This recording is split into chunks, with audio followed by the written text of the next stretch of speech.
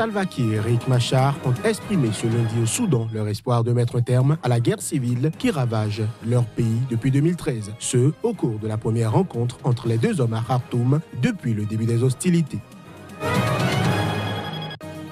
Le juge Jacques Mbouyi et sa collègue Chantal Ramazani avaient tous deux hérité du dossier de l'opposant Moïse Katumbi. Victime d'une tentative d'assassinat, l'homme s'est confié sur cette affaire qui a failli lui coûter la vie.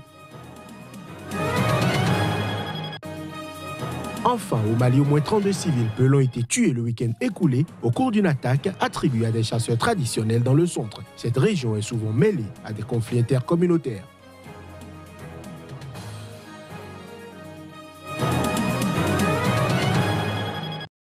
Voilà pour les titres de ce journal. Bienvenue à chacun, bienvenue à tous. Quelques jours après leur première rencontre, depuis 2 ans à Addis Abeba en Éthiopie, le président sud-soudanais Salva Kiir et son rival Riek Machar ont exprimé ce lundi à Khartoum leur espoir de mettre un terme à la guerre civile qui ravage leur pays depuis 2013.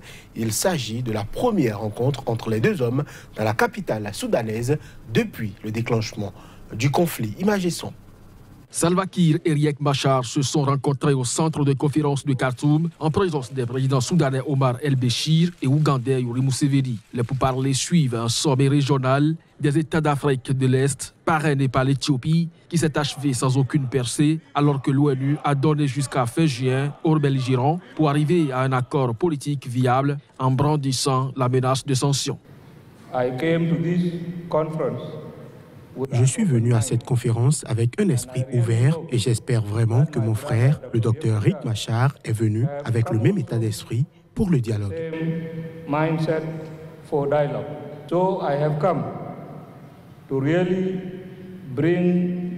Je suis venu pour mettre immédiatement un terme à cette guerre inutile qui ravage notre pays et j'espère que le docteur Riek Machar est prêt à entendre mon point de vue. Machar a également exprimé son espoir de voir une paix aboutie. Il y a une chance pour la paix et il y a un moyen d'y parvenir, a-t-il indiqué dans son premier commentaire à la presse depuis plus de 2 ans. Le Soudan du Sud a obtenu son indépendance du Soudan en 2011. Le pays s'est enfoncé dans une guerre civile fin 2013 quand Kiir a accusé son ancien vice-président Riek Machar de fomenter un coup d'État. Le conflit a fait des dizaines de milliers de morts et des millions de déplacés. Des centaines de milliers ont trouvé refuge au Soudan, selon l'ONU. Quand le juge de République démocratique du Congo, Jacques Mbouyi, a pris 5 balles dans l'abdomen, sa collègue Chantal Ramazani, réfugiée en France, n'a pas été surprise. Tous les deux avaient hérité du dossier de l'opposant Moïse Katumbi. Resté longtemps entre la vie et la mort, l'homme s'est confié sur cette affaire qui a failli lui coûter la vie. Reportage. Après l'attentat qu'il a visé en juillet 2017 à Lubumbashi, dans le sud-est du pays, le magistrat est resté longtemps entre la vie et la mort. Il vient enfin de sortir d'un hôpital sud-africain. Lui et sa collègue partagent désormais, l'un à Paris, l'autre à Johannesburg, un même destin. L'opposant politique peut se fort dire, mais je suis victime de tout ce vandalisme du régime Kabila, en Lingala. Bopete Massassi, à Zoto Samkonzité. Comme pour dire, tirer sur lui ne respecte pas l'autorité. Le temps de dire pardon, on avait déjà ouvert le feu sur moi. C'est pratiquement une fusillade là, parce que c'est après qu'on a fait les décomptes qu'on s'est rendu compte qu'ils avaient tiré 13 balles. 5 montent atteintes et 8 ont échoué dans les murs. Quand on dit tout ce qu'on pense très haut au Congo, ça crée toujours des problèmes, lui répond en écho Chantal Ramazani. En poste à Lubumbashi, la juge a condamné en juin 2016 par contumace Moïse Katumbi à 3 ans de prison dans une affaire de spoliation immobilière. Mais un mois après ce jugement, coup de théâtre. Dans une lettre ouverte adressée au président Kabila, Chantal Ramazani affirme avoir été obligée de condamner Moïse Katumbi en vue d'obtenir son inéligibilité. Chargé d'examiner en appel ce dossier, dont, dit-il, personne ne voulait, Jacques Mbouyi a failli laisser la vie. Tout ce que je reconnais avoir dit, et que contrairement au premier juge, nous ne va pas se laisser manipuler. On va dire les droits. On ne va céder à aucune pression, politique soit-elle. On ne pensait pas que les politiciens pouvaient aller plus loin jusqu'au point de chercher à nous éliminer quoi, physiquement. Jusqu'à quand?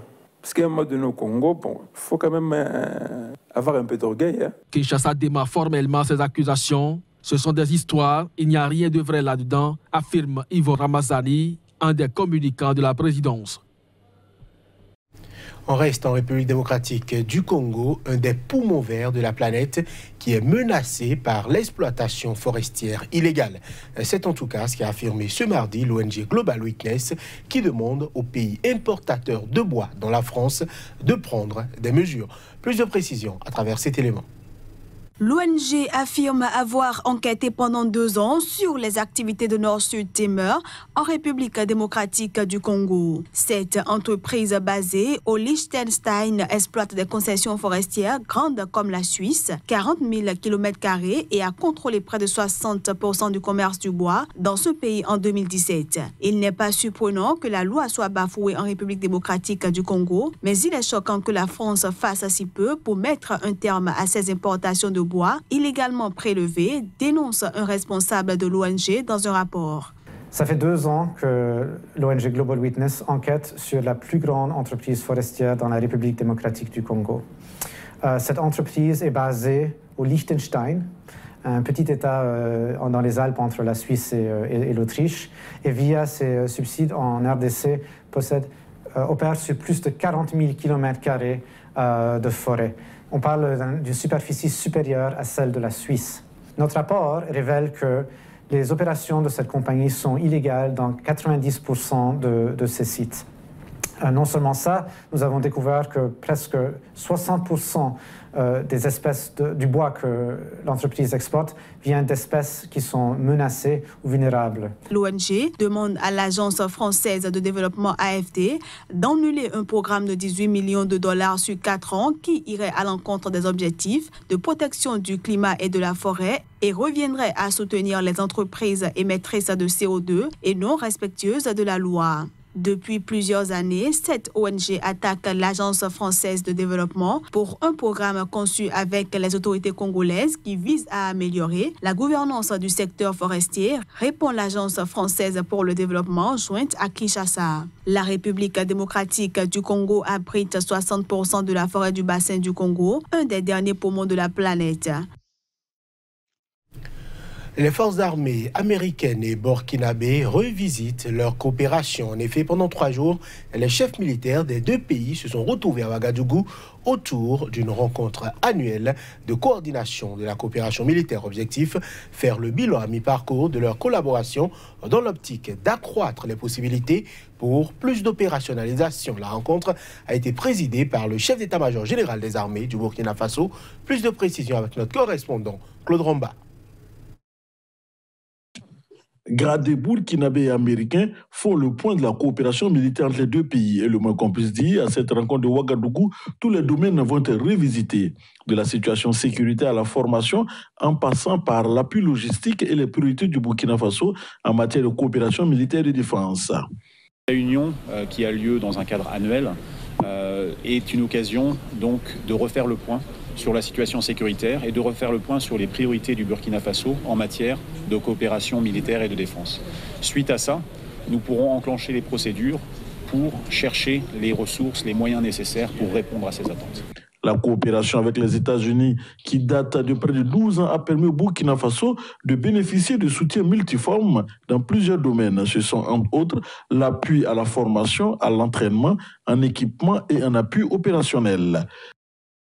Effectivement, le contexte actuel fait que le besoin de coopération, que ce soit avec les États-Unis, que ce soit avec les autres pays, nous impose un peu de renforcer nos relations, notre collaboration dans le cadre de la lutte. Mais au-delà de la lutte contre le terrorisme, il y a beaucoup d'autres domaines aussi où on avait un partenariat avec les États-Unis, comme je l'ai dit, dans beaucoup de domaines, que ce soit la formation, que ce soit l'entraînement, que ce soit l'équipement, que ce soit l'appui opérationnel. Les forces armées américaines et burkinabées se félicitent des acquis engrangés depuis la mise en œuvre de leur coopération en 2006.